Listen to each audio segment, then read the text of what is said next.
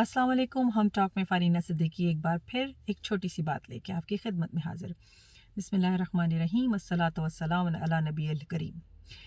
हम अपने घर में जो बच्चे हैं, टीनेजर्स, अक्सर मैं एज यूथ मेंटोर ये सुनती हूँ पेरेंट्स से कि उनको परेशानी है, हमारा बच्चा ख़राब हो गया है, हमारे बच्चे को मसाइल लाहक हैं।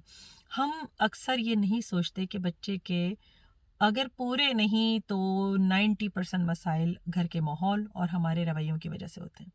हमने कहीं ना कहीं गलती की होती है, हमने कहीं ना कहीं कोई ऐसी चीज़ की होती है जिससे बच्चे के ट्रिगर्स जो हैं प्यूबर्टी को स्पेशली हिट करते वक्त वो मैसअप हो जाते हैं। बच्चे के ट्रिगर्स, अलार्म्स जो हैं वो ऑन हो जाते हैं और हम इसको समझते नहीं हैं।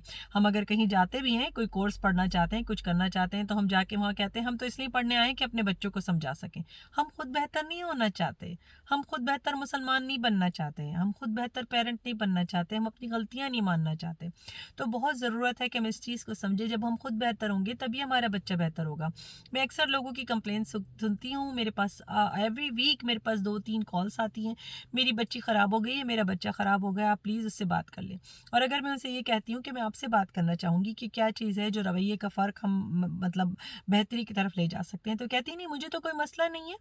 और फादर तो खैर बात सुनना ही नहीं चाहते, ना वो काउंसलिंग सेशंस में जाना चाहते हैं, ना अपनी गलती समझना चाहते हैं, ना वो समझते हैं कि किसी बिगाड़ में या किसी अच्छाई में उनका रोल हो सकता है।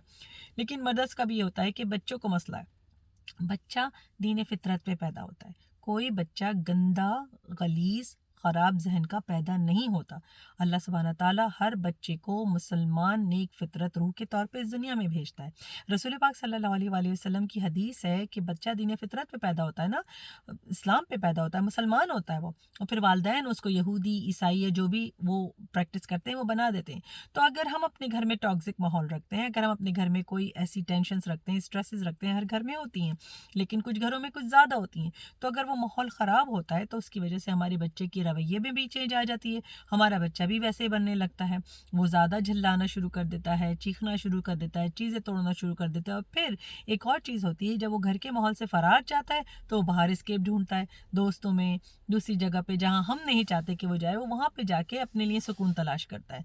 लेकिन अगर हम अपने घर के माहौल को अच्छा बना लें, और मैं अपने आप को ये रिमाइंडर पहले देना चाहती हूँ कि अगर हम अपने घर के माहौल को अच्छा बना लें तो हमारे बच्चों को साइको सोशल ट्रीटमेंट की ज़रूरत नहीं होगी, हमारे बच्चों को एनवायरनमेंट अच्छा मिलेगा।